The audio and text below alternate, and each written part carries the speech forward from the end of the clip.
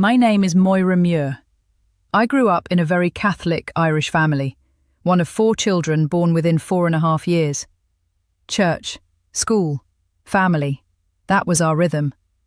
I went to Catholic elementary school, Catholic high school, and a Catholic university. My dad taught at that university for nearly 50 years. My mum taught there for a time. My sister taught there too. It felt like our whole world was sponsored by the church. Where I came from, being Irish and being Catholic were almost the same thing. As a child, I loved the order of it. I liked rules. I liked learning. I don't come from a place of hating my upbringing. There is dignity in it. But in my teens, small questions began to tug at me. Not a loud rebellion, just a steady, quiet feeling that there was something I wasn't seeing yet. I noticed things that didn't line up.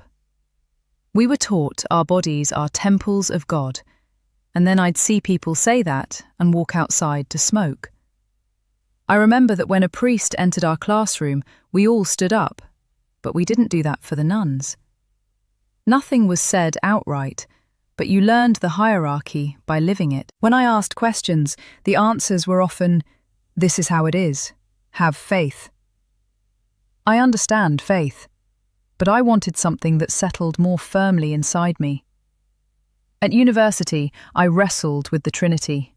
I used to joke, "Oh, Trinity, forgive me, but I'm not a mathematician." It didn't make sense to me in my bones, and I couldn't force it to. I explored other spiritual traditions, read widely, attended meetings, looked for wisdom wherever I could find it. I found beautiful pieces here and there, but nothing that felt like home. After a while, I told myself, I guess I'm just going to remain Catholic, even if I don't go to church much. If someone had said, "All the Catholics stand up," I would have stood. Identity holds on, even when you loosen your grip. After university, I worked at a hotel in Centerville. I liked the 24-hour pulse of it and meeting people at odd hours. I also studied nursing, so my life felt practical and full. At the hotel, I worked with a man from Côte d'Ivoire who was Muslim. He prayed regularly and sometimes spoke quietly about his faith. I had learned the basics of Islam in school, so it wasn't completely foreign. I noticed his discipline, the way prayer divided his day into meaningful parts.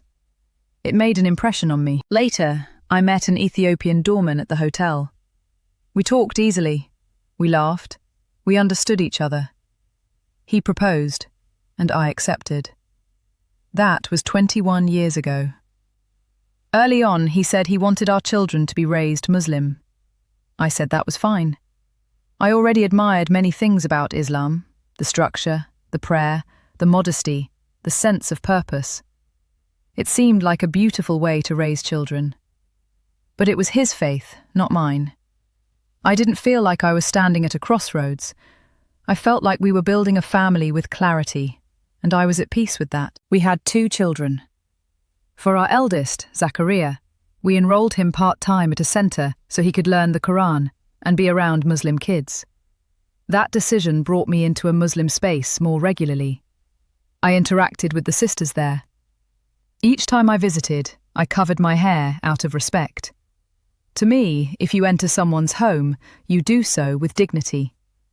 Some sisters assumed I was Muslim. When they learned I wasn't, a few were genuinely surprised.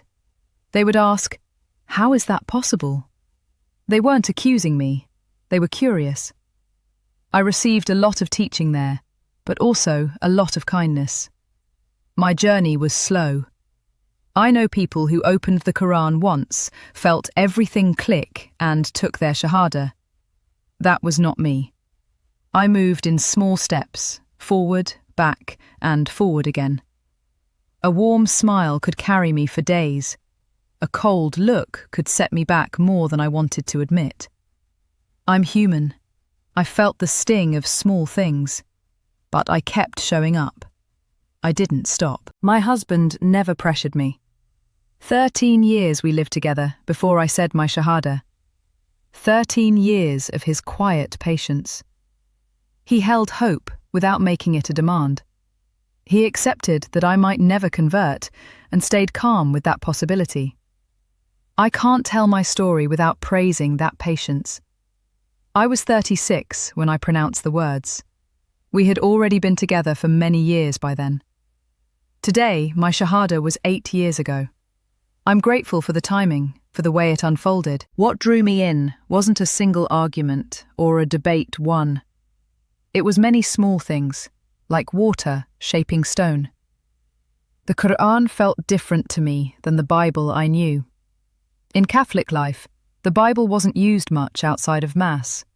And Mass was exact. You could set your watch by it. The structure had beauty, but I stayed thirsty. The Quran felt unfamiliar at first. The rhythm, the recitation, I didn't have a map for it. I even felt a little jealous of people who opened it once and felt at home. But slow is not empty. One night during Ramadan, I stood in a corridor at the center during Taraweeh. People were moving in and out. A brother was reciting the Quran, and he was crying, tears running down his face as his voice trembled. I didn't understand the Arabic. I didn't know the surah. But something inside me answered. The sound reached a place that words and arguments hadn't touched. I had been nodding, learning, debating in my head for so long. That night, my heart stepped forward. The recitation carried a truth that entered without needing my permission. From then on, the ground under me felt different. I wanted to know what he was reciting, what those sounds meant, why they shook me. I started to notice the texture of Muslim life, more than just the outlines, the way people broke fast together, the small generosities that moved hand to hand without ceremony, the respect for parents, the steady thread of prayer tying the day. I kept covering my hair at the center out of respect, and it started to feel less borrowed and more like something that fit. When I finally said my Shahada, the sisters organized a small celebration. They were overjoyed and very eager, maybe too eager for me in that moment. One of them told me, "This is your first real prayer. You will lead it." I laughed and said, "Leave me out of leading. You'll all end up in retreat. Believe me, I won't. I really don't know what to do." It was sweet and chaotic for a minute. They meant well. We prayed, and I stood where I belonged. Life didn't become perfect afterward. I learned slowly. I made mistakes. I asked many questions. I held on to gratitude for my family and my beginnings. I didn't need to spit on my past to walk into my future. I'm thankful for the love and stability I knew as a child, and for the discipline I learned in Catholic schools, even if I wrestled with parts of it. Some people need conversion like lightning. I needed conversion like sunrise. The sky doesn't turn at once. It lightens gradually.